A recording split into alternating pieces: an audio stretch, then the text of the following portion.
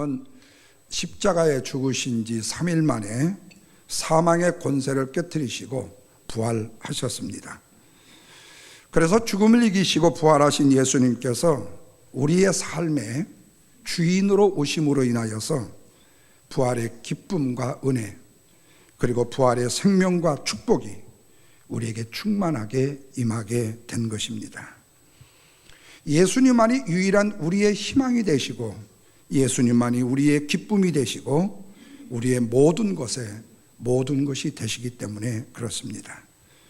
그래서 부활하신 예수 그리스도를 생각하면 우리 입술에서는 이런 찬양밖에 나오지 않지요. 원수를 다 이기고, 어디에서 살아나셨어요? 무덤에서 살아나셨네. 뭘 이기셨습니까? 어둠을 이기시고 나와서 성도와 함께 길이 다스리시네. 어떻게 되셨어요? 사셨네.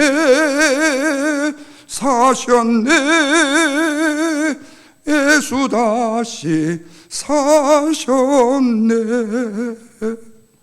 저와 여러분의 모든 죄악을 짊어지시고 죽으신 우리 예수님께서 이렇게 다시 살아나신 부활을 이루신 것입니다. 그래서 우리가 세상만을 바라보고 의지하고 나가면 절망밖에 없지만, 생명의 부활로 오신 예수 그리스도를 바라보고 나가게 되면 꿈과 희망이 생겨나게 되는 것입니다. 그래서 부활하신 주님만 바라보고 살아도 우리의 인생의 삶은 충분합니다. 그런데 문제가 있습니다. 생명의 부활하신 주님이 믿으려고 해도 믿어지지 않는다는 것입니다. 다시 말하면 예수 그리스도의 부활이라는 것이 인간의 육적인 생각, 평면적인 생각으로는 도저히 풀어지지 않는 일이라는 말씀이에요. 그렇습니다. 예수 그리스도가 죽었다가 다시 3일 만에 살아나셨다는 사실은 인간적인 생각이나 이해로는 도저히 해결이 안 되는 일인 것입니다. 왜냐하면 예수님의 부활이 육적인 부활이 아니라 영적인 부활이기 때문에 그렇습니다. 베르나르 베르베르라는 분이 쓴 소설 중에 1960년대에 나왔는데 우리나라에는 후에 굉장히 인기 있는 책으로 많이 읽혀진 개미라는 소설이 있습니다. 이 개미라는 소설에 수수께끼가 나오는데 그 내용이 뭐냐면, 성냥개비 6개를 가지고 정삼각형 4개를 만드는 방법이 뭐냐, 그거예요. 여러분들 복잡하실 것 같으니까 제가 정답을 미리 알려드립니다. 삼각뿔을 만들면 됩니다. 그런데 이 문제를 풀어가는 데 있어서 그냥 평면적으로 놓고 생각해 보면은 죽었다 깨도 이 문제를 풀 수가 없습니다. 그런데 이 문제를 입체적으로 풀어가면 너무나도 쉽게 풀리게 되는 문제입니다. 여러분, 그렇습니다. 우리 예수 그리스도의 부활이라는 것도 영적인 사고이고 영적인 문제이기 때문에 입체적인 사고로 생각하지 않고 임체적으로 이 사실을 밝혀보지 않고는 해결이 안 되는 문제입니다. 성경 고린도전서 2장 14절 말씀에 육에 속한 사람은 영의 일을 알 수 있다 없다? 없다, 이렇게 말씀합니다. 그렇다면 우리가 예수 그리스도의 부활을 이해하려면 우리의 사고적 체계를 육신적인 체계, 평면적인 체계보다는 입체적인 사고, 입체적인 체계, 영적인 세계로 전환시키지 않으면 이해가 안 되는 문제라는 겁니다. 그렇다면 평면적이라는 말과 입체적이라는 말의 뜻이 뭔가? 평면적이라는 말의 뜻을 사전을 찾아보니까요, 평면이 평평하게 눈에 보이는 것을 평면적이다. 너무 쉽죠? 평면을 그냥 쳐다볼 때 평평하게 눈에 보이는 것을 평면적이다. 이것도 모르는 사람 없을 거예요. 반면에 입체적이라는 말은 뭐냐면 조금 복잡해요. 어떤 사물을 입체적으로 포착하여 모양을 만들어내는 것을 입체적이다, 이렇게 풀이했더라고요. 예를 들어 우리가 어디를 가려고 할 때 요즘에 나이 지극한 어르신들은 그냥 대충 가지만 요즘에 조금 젊은 사람들 기기를 다룰 줄 아는 사람은 차에 뭐가 있죠? 내비게이션이 있습니다. 어르신들은 당신의 머리가 내비게이션이기 때문에 켤 필요가 없어요. 근데 내비를 켜게 되면 두 가지가 나옵니다. 하나는 평면 지도라는 맵이 나와요. 그래서 i5는 이렇게 가고 어디 골목은 이렇게 가고 그냥 쫙 이렇게 나와요. 그런데 신기한 게 있습니다. 어느 하나를 딱 돌리면은요, 인공위성 지도가 나와요. 인공위성 지도가 나옵니다. 그런데 평면으로는요, 그 집이 어디에 있다는 장소만 알 수 있지만은 이 인공위성 지도로는요, 딱 번지스를 두드리면요, 우리 교회의 지붕부터 시작해가지고 옆문, 앞문, 뒷문, 우리 앞에 도로까지 다 나옵니다. 우리 김월순 장로님이 지붕을 청소 좀 하겠다고 해서 지붕 청소하시는 분한테 전화를 드렸어요. 그 지붕 좀 언제 청소 좀 해달라고. 그랬더니 번지수가 어딥니까? 그래요. 그러더니 딱 알려드리니까 30분도 안 돼서 견적이 나와요. 그건 몇백 불입니다. 딱 그래요. 어떻게 아셨어요? 인공위성으로 보니까 이미 지붕이 얼마나 지저분한지 다 보이디다. 가격이 나옵디다. 그래요. 여러분, 우리의 인간의 사고에 있어서는 내가 무엇을 먹을까, 무엇을 입을까, 무엇을 마실까 염려합니다. 이것을 원초적인 염려라고 말할 수 있습니다. 이것이 바로 우리의 인간의 눈으로 보는 것으로 생각하는 평면적인 사고와 생각입니다. 그렇다면 이 모든 것, 평면적인 것들이 먹을 것, 입을 것, 마실 것이 채워지면 어떻게 될까요? 우리의 염려가 사라질까요? 아닙니다. 왜냐하면 끝없는 욕망 때문에 우리의 염려는 평면적으로 사라지지 않습니다. 그런데 이 먹을까, 입을 것, 그리고 무엇을 마실까 하는 문제를 입체적으로 하나님의 계산 방법에다가 딱 집어넣게 되면 어떻게 될까요? 그 나중에 깨달아지게 되는데 결국에는 뭐냐면 그래도 하나님이 먹이시고 하나님이 마시우게 하고 하나님이 입히시더라는 결론이 나와요. 그래서 먼저 그의 나라와 의를 구하게 되고 이 모든 것을 더해 주시는 주님이심을 알고 할렐루야 주님 찬양합니다 라고 고백하게 되어져요. 그렇다면 우리가 그 나라와 그 일을 위해서 사는 것도 하나님의 계산의 방법에 입체적인 사고방식에 넣고 보면은 문제는 간단해지는 겁니다. 부활의 문제도 그렇습니다. 내가 부활이요 생명이니 나를 믿는 자는 죽어도 살겠고 무릇 살아서 나를 믿는 자는 영원히 죽지 아니하리라는 이 말씀을 네가 믿느냐고 말씀해요. 이 말씀도 평면적인 사고에서 벗어나서 입초적인 사고에다가 집어넣고 생각하면 우리는 얼마든지 이 사실을 아멘으로 받아들여 믿을 수 있게 된다는 말씀입니다. 평면적인 사고를 가진 세상이나 성도는 그러나 도저히 이해가 안 된다고 이해할 수 없다고 말하지만 영적이고 입체적인 사고로 이 말씀을 보게 되어지게 되면 부활이라는 것은 너무나도 쉽게 이해가 되어지고 세석이 되더라는 말씀입니다. 여러분, 바벨론 포로로 잡혀간 다니엘이 왕이 주는 음식을 거부합니다. 사실은 유대에서 그가 먹고 살았던 음식은 별것이 아니었어요. 근데 바벨론에 포로로 갔을 때 왕이 주는 음식은 진수성찬입니다. 그런데 다니엘이 거절을 해요. 음식을 안 먹겠대요. 세상적인 관점에서 볼 때는 이해가 안 되는 겁니다. 그런데 다니엘은 단 한 가지예요. 너희가 우상의 제물로 바쳐진 음식은 나는 그것을 먹음으로 인하여서 내 영혼을 더럽히지 않겠다는 거예요. 왜 그랬을까요? 하나님의 뜻이라는 바른 빛을 그는 이미 보았기 때문에. 그래서 왕과 싸웁니다. 그러다가 결국에는 그가 어디에 들어가요? 사자굴에 들어갑니다. 그런데 놀라운 사실이요, 7배나 뜨거운 불물에 들어갔어도, 엄청나게 굶주린 사자굴에 들어갔어도 입체적으로 영적인 사고로는 몸에 털끝 하나 터치지 아니하고 티끌 냄새 나지 아니하고 그냥 그 몸으로 그대로 나오게 되어져요. 사랑하는 여러분, 예수님의 부활의 문제도 이와 같습니다.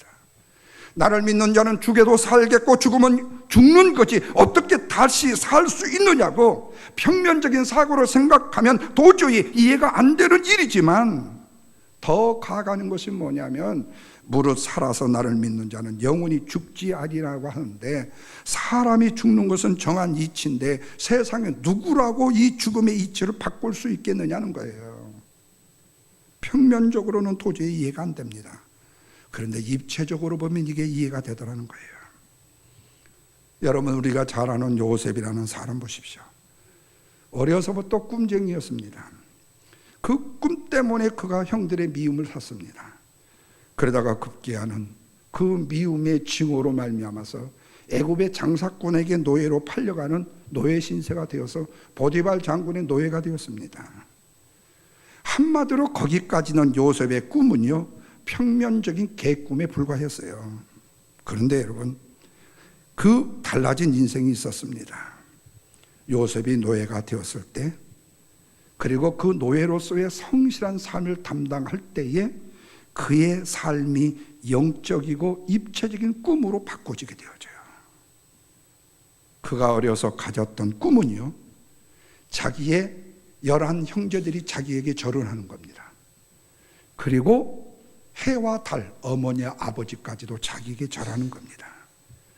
그러면 엄청난 출세를 한 사람이 아니겠습니까? 자기의 편안함의 영광의 목적을 성취하는 그런 사람이지 않았겠습니까? 그런데 어려서의 그 꿈을 자신의 출세나 편안함의 목적으로 삼지 않았다는 데 있다는 거예요. 지금 내 자신의 유치가 어떠하든지 간에 자기에게 주어진 일들을 게으르지 않고 최선을 다했습니다. 그렇게 일한 까닭에 200명이 넘는 보디발 장군의 집에 노예들 중에서 가정의 모든 일을 다 맡아하는 가정 총무가 되었습니다. 뿐만 아니라 그 보디발 장군의 아내에 억울한 누명을 씌워 감옥에 갇혔을 때에도 이 요셉은 감옥에서 얼마나 열심히 죄수들을 돌봤던지 간수에게 이쁨을 사가지고 거기에 죄수들을 돌보는 일을 했습니다. 어리지만 어려서의 꿈을 자신의 야심과 편안함을 위한 평면적인 꿈으로 생각하지 않았다는 거예요. 그리고 오직 자기의 믿음의 조상인 아브라함에게 주신 아브라함의 목적의 성취, 약속의 성취, 이것을 생각하는 입체적인 사고를 가졌다는 거예요.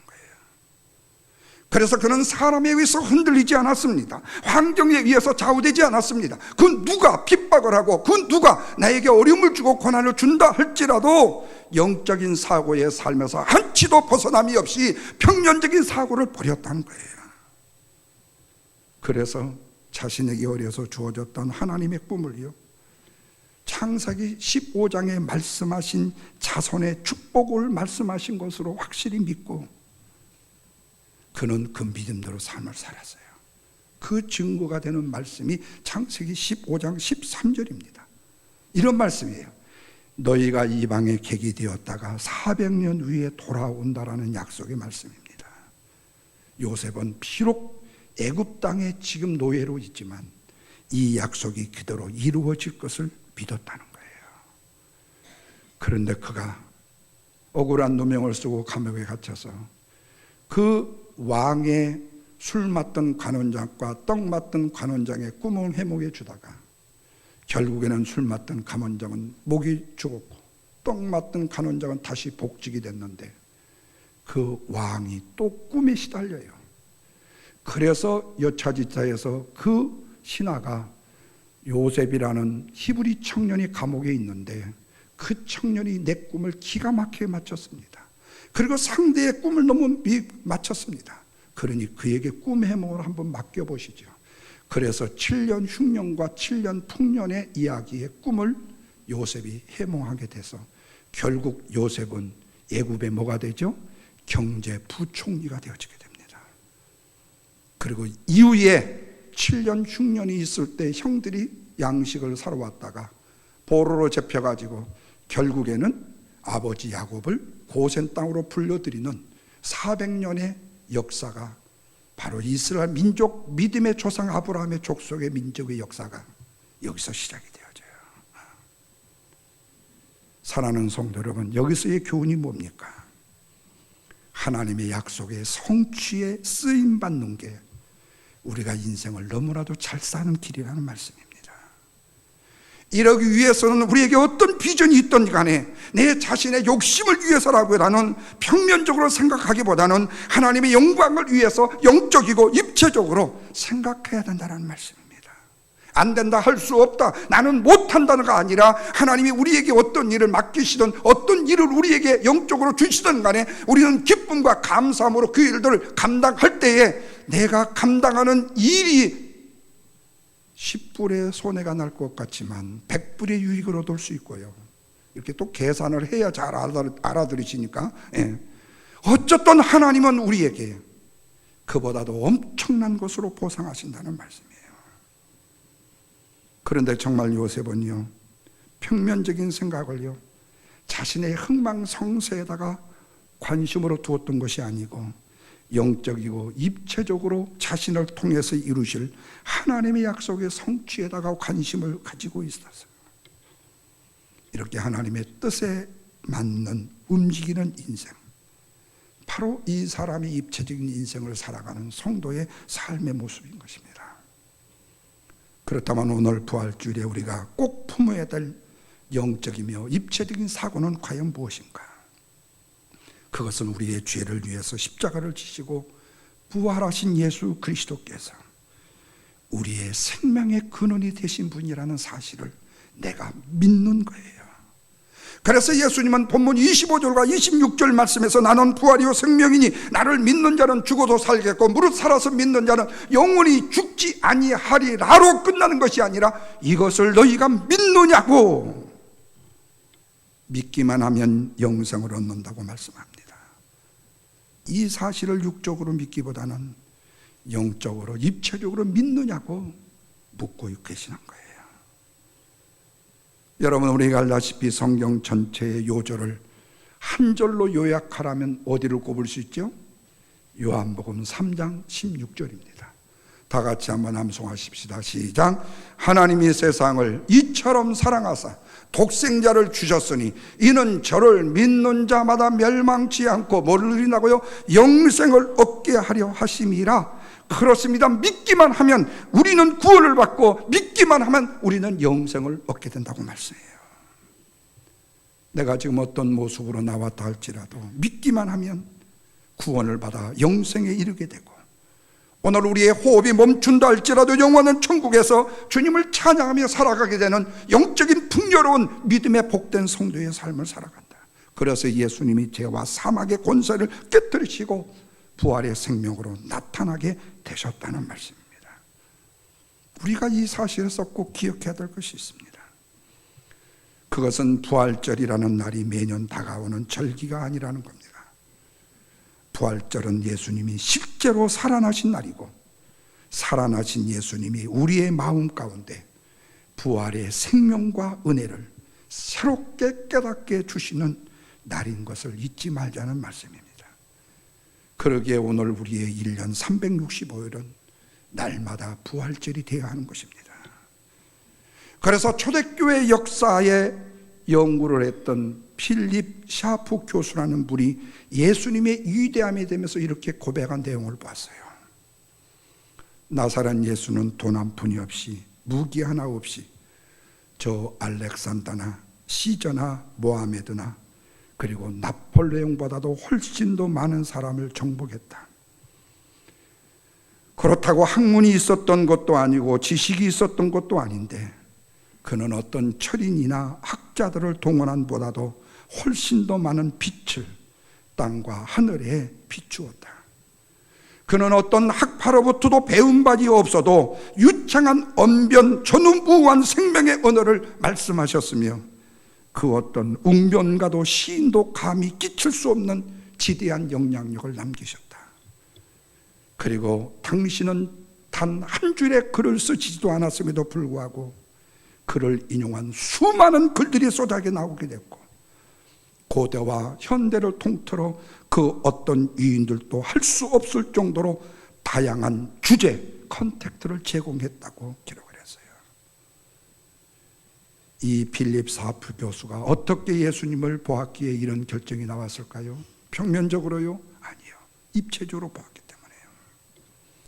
그래서 생명과 부활이 되신 예수님을 만나는 그 순간 우리의 운명은 바뀌어지게 되는 것입니다. 성경이 말씀하듯이 절망이 변하여 희망이 되고 슬픔이 변하여 기쁨이 되고 죽음이 변하여 영생으로 다가오게 된다는 말씀입니다.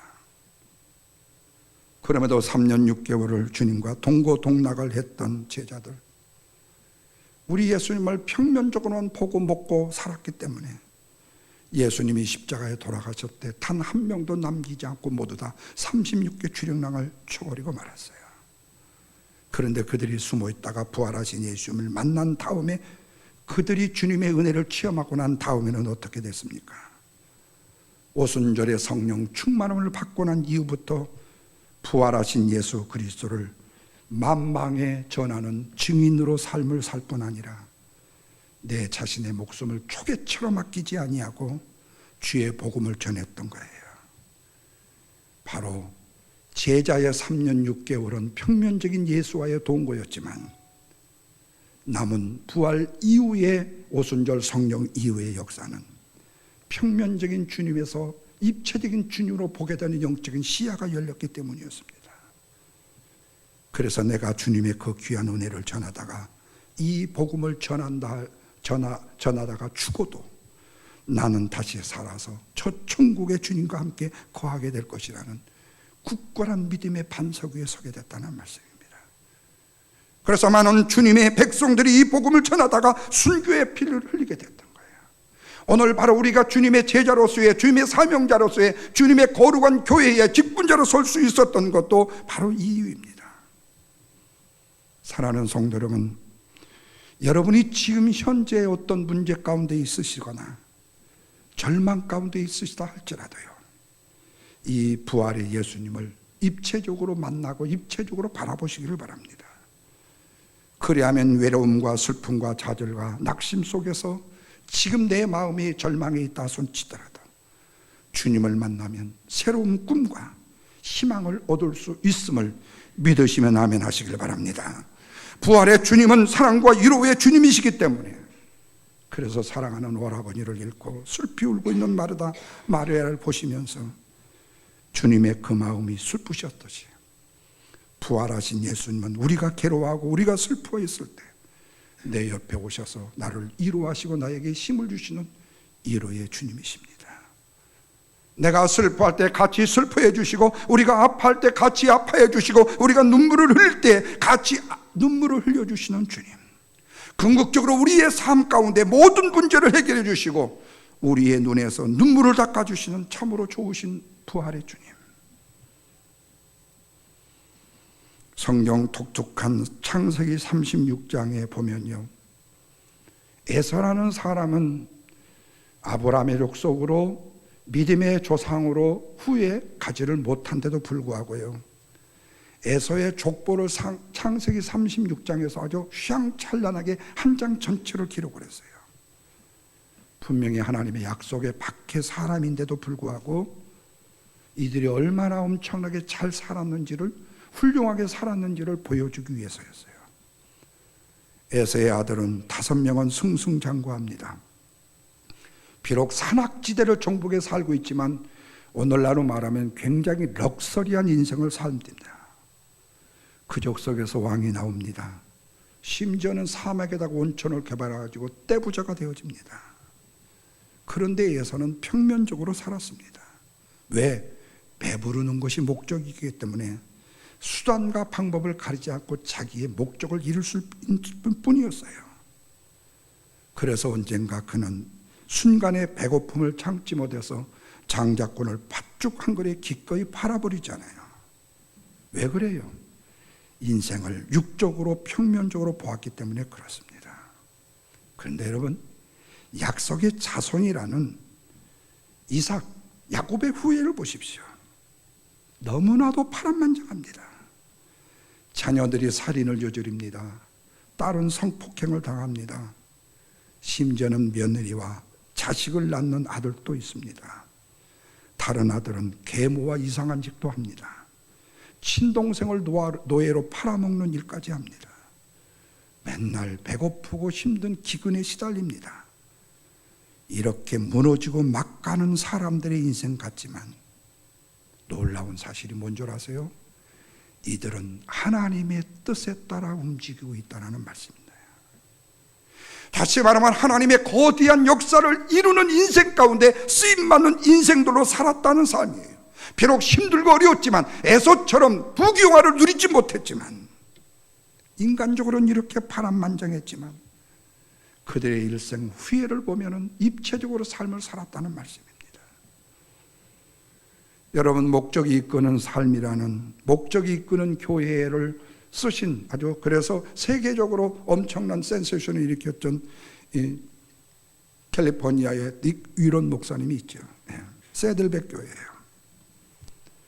이 닉 위런이라는 목사님이요, 이 목적을 이끄는 삶이라는, 목적이 이끄는 교회라는 이 책을 쓰게 된 배경이, 왜 다윗은 그렇게 못된 짓을 많이 하고 살인까지 저지르고 그렇게 나쁘게 살았는데도 불구하고 그가 왜 하나님의 마음에 합한 자라고 했을까?